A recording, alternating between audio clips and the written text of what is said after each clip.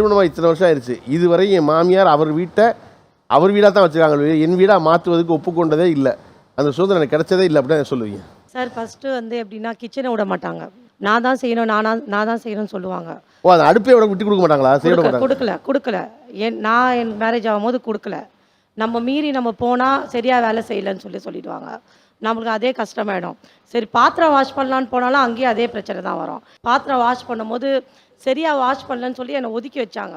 Sometime வந்து எனக்கு பசி எடுக்கும், ஏன்னா அம்மா வீட்டில் நான் நல்லா சாப்பிட்டு வளர்ந்து வந்துட்டேன். அவங்க வீட்டில் வந்து எல்லாமே கிண்ணமாக தான் வச்சு 10 பொரியலாக இருந்தாலும் 10 விதமாக வச்சு அரேஞ்ச் பண்ணி கொடுப்பாங்க.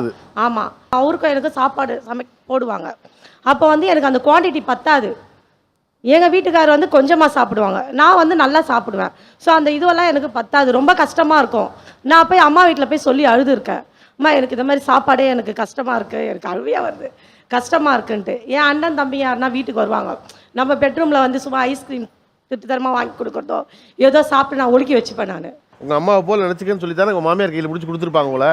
எனக்கு பத்தலைம்மா சாப்பாடு, இன்னும் கொஞ்சம் போடுங்கன்னு கேட்டது இல்லையா? அப்போ எனக்கு வந்து சின்ன பொண்ணு சார், நான் 18 வயசு தான் இருந்தது எனக்கு இப்போ இருக்கிற மெச்சூரிட்டி அப்போ இல்லை. ஸோ அதனால் எனக்கு பயம். வேறு எந்த வகையிலலாம் அந்த வீடு உங்கள் வீடாக மாற முடியாமல் மாமியார் தடுத்தாங்கன்னு நினைக்கிறீங்க? சார், இன்னும் எங்களோட வீட்டில் வந்து எனக்கு கோலம் போடுற ரைட்ஸ் கூட இல்லை.